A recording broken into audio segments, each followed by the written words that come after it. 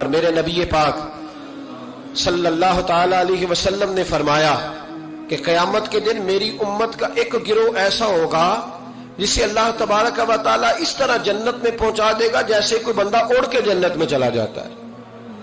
وہ جب جنت میں پہنچیں گے نا تو فرشتے ان سے پوچھیں گے تم نے حساب دیا؟ کہیں گے ہمیں تو پتہ ہی نہیں حساب کیا ہے۔ پل صراط سے گزرے، کہیں گے خبر ہی نہیں پل صراط کہاں ہے، تو یہاں کیسے آ گئے؟ کہیں گے اللہ کے فضل سے، اللہ کے فضل سے۔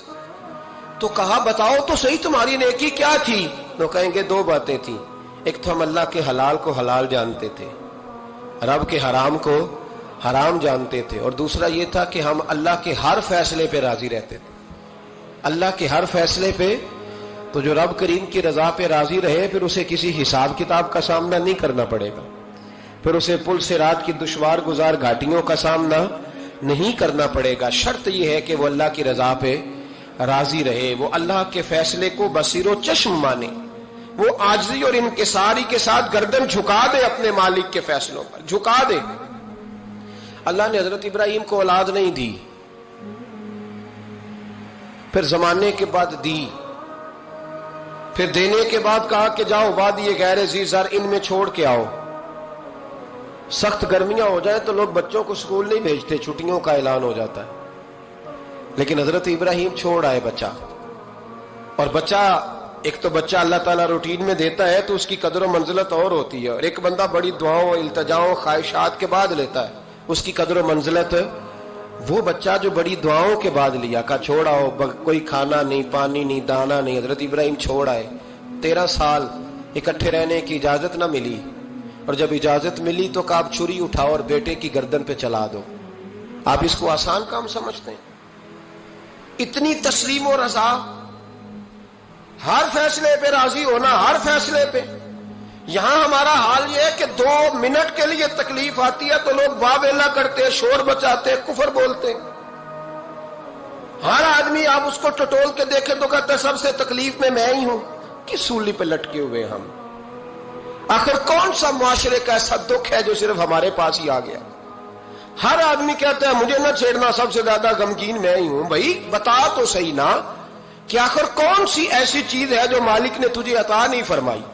لیکن ہماری آزمائشیں ہیں، ہمارے جملے ہیں، ہماری گفتگو ہے کہ ان سے شکوہ چھلکتا ہے، ان سے شکایتیں ٹوٹ ٹوٹ کے نیچے گرتی ہیں۔ ہم یہ سوچتے ہی نہیں کہ ہمیں نہیں پتا ہمارے حق میں بہتر کیا ہے، ہمارے رب کو پتا ہے کہ ہمارے حق میں بہتر کیا ہے۔ اس لیے لوگ شکایت نہیں کرتے تھے، آج ہر بات پر شکایت ہے، ہر بات پر لوگ شکوہ کرتے ہیں، اور ہر بات پر لوگ اللہ تبارک و تعالیٰ کی بارگاہ ہے ناز کے نافرمان بنتے ہیں۔ اور پھر سوال کیا، یا اللہ تو راضی ہو جا، یا اللہ تو۔ اور اللہ کیا فرماتے ہیں؟ فرماتے ہیں موسیٰ اپنی قوم سے کہو یہ مجھ سے راضی ہو جائے میں بھی ان سے راضی ہو جاؤں گا۔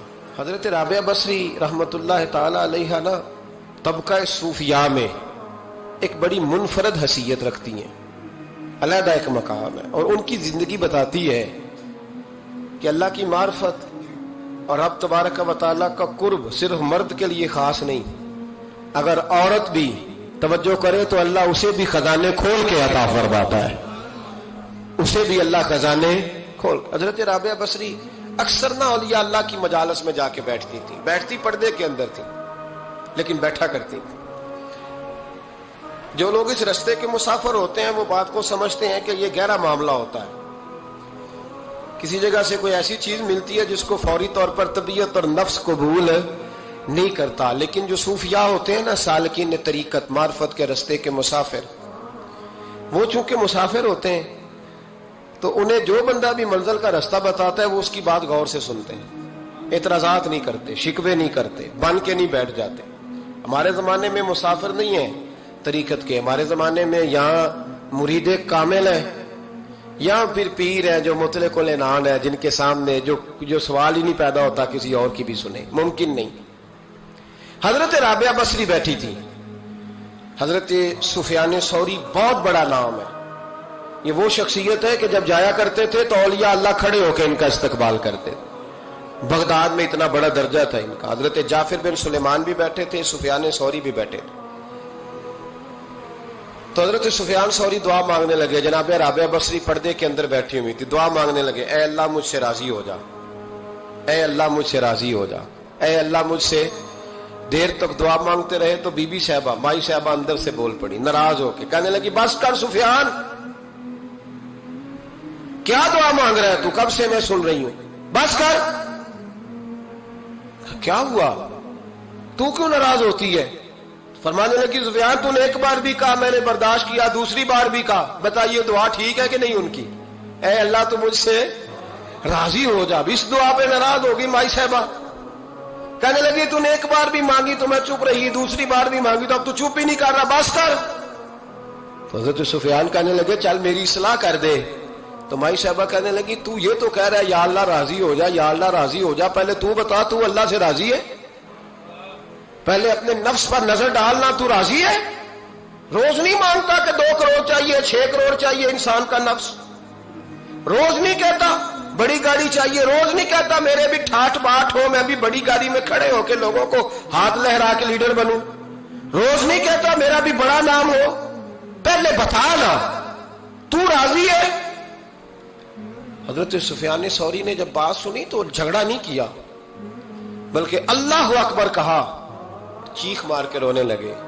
کہنے لگے رابعہ تو سچ کہتی ہے, ابھی تو میں اس منزل تک نہیں پہنچا کہ میں رب سے راضی ہو جاؤں تو میں اسے راضی کرنے چلا ہوں, تو سچ کہتی ہے.